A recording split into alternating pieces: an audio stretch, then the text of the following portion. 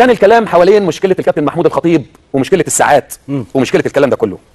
فانا في مداخله بتكلم مع حد وبقول اذا كان في السعوديه تقييم للمواطن السعودي اللي احنا بنحبه، والسعوديه البلد العظيم اللي بنحبها، وانا اصدقائي واصحابي ولاعيبه وجمهور عظيم في السعوديه معايا علاقتي بيهم جميله جدا جدا، لكن قلت ما نقللش من قيمه النادي الاهلي ولا من قيمه مجلس اداره النادي الاهلي ولا من قيمه الكابتن محمود الخطيب. ما نقولش عليه بطل من ورق بالعربي كده. هل ينفع وزير الشباب والرياضه عندنا احنا في مصر دكتور اشرف صبحي، كان قبل كده خالد عبد العزيز او كابتن كابتن طاهر ابو زيد، ينفع يقول على ماجد عبد الله اسطوره النصر والسعوديه وسام الجابر اسطوره الهلال والسعوديه، ينفع يقول على واحد منهم بطل من ورق؟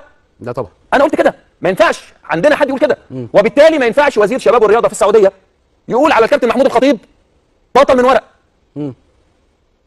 اذا كان هم عندهم في السعوديه وفي نادي الهلال اصحاب السمو، صاحب السمو الامير، فاحنا عندنا صاحب السمو سمو الامير محمود الخطيب.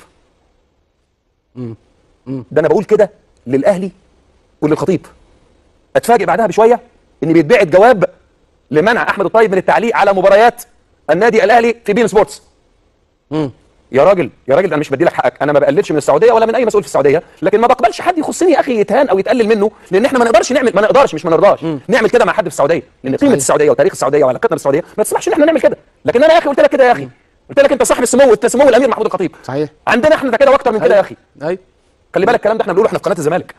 الدنيا بسيطه وحلوه والحياه حلوه ومصر جميله وعظيمه والله. سيبك من شويه اللي عمالين يعملوا دول بيقلبوا عيشهم في اليوتيوب والكلام والقرف ده كله. لازم النادي الاهلي يوقف الناس دي، لان 90% منهم تابعين ليهم، لازم يوقفوهم لصالح الاهلي صحيح. ولصالح مصر اذا كانت مصر مهمه.